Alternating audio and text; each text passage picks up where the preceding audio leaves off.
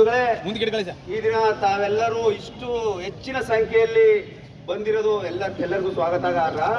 ಆದ್ರೆ ಇಲ್ಲಿ ಬರದೇ ಇರೋರು ಮನಸ್ಸು ತುಂಬಿದೆ. ಅಂಬೇಡ್ಕರ್ ಅಂದ್ರೇನು, ಅವರ ತತ್ವ ಆದರ್ಶಗಳನ್ನೆಲ್ಲ ನಾವೆಲ್ಲ ಓದಿನ ದಿನಗಳಿಂದ ಕಲ್ತ್ಕೊಂಡು ಬಂದವರು.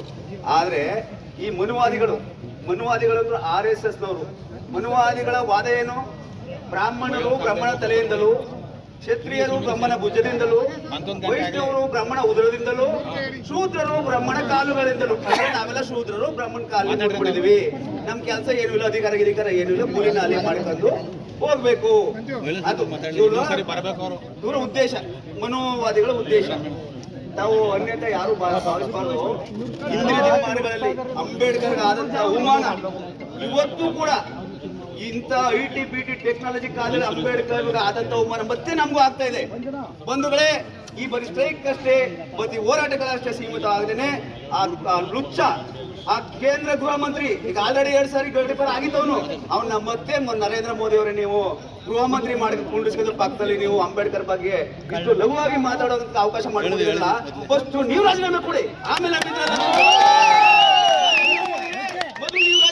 ಯಾಕೆ ಕೊಡಿ ಅಂತ ಕೇಳ್ತದೆ ಅಂದ್ರೆ, ಆಲ್ರೆಡಿ ಗಡಿಪಾರ ಆಗಿರ್ತಕ್ಕಂತಹ ಅಮಿತ್ ಶಾ ನಮ್ಮ ಅತ್ಯಂತ ಮಹಾಸಂಪುಟಕ್ಕೆ ಸೇರಿಸ್ಕೊಂಡು ನೀವು ಯಾವ ನೈತಿಕತೆ ಆಧಾರದ ಮೇಲೆ ಅವನಿಗೆ ನೀವು ಒಂದು ಸಚಿವ ಸ್ಥಾನ ಕೊಡ್ಲಿ.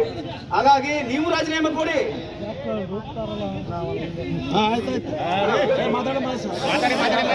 ಹಾಗಾಗಿ ನೋಡಿ, ನಮ್ಮ ಬಹುಜನಗಳ ಬೇಡಿಕೆ ಇರೋದೊಂದೇ, ಅಂಬೇಡ್ಕರ್ ನಮ್ಗೆ ದೇವರು. ನಾವು 1000 ಸತಿ ಯಾವ ದೇವ್ರನ್ನ ಸ್ಮರಣೆ ಮಾಡಬೇಕು ಅವಶ್ಯಕತೆ ಇಲ್ಲ. ನಾವು ಅಂಬೇಡ್ಕರ್ ದೇವರು. ನಾನು ಕುರುಬ ಸಮಾಜದ ಪ್ರತಿನಿಧಿಯಾಗಿ ಹೇಳ್ತೀನಿ, ನಮ್ಮ ಸಿದ್ದರಾಮಯ್ಯ ಸಾಹೇಬರು ಮಾತಾಡಿದ್ರು, ನಾನು ಅಂಬೇಡ್ಕರ್ ಇಲ್ಲದೆ ಇದ್ರೆ ನಾನು ಕುರಿ ಬೇಯಿಸ್ತಾ ಇರ್ಬೇಕಾಯ್ತು ಅಂತಂದ್ರು. ನಾವೆಲ್ಲರೂ ಅಂಬೇಡ್ಕರ್ ವಾದಿಗಳು.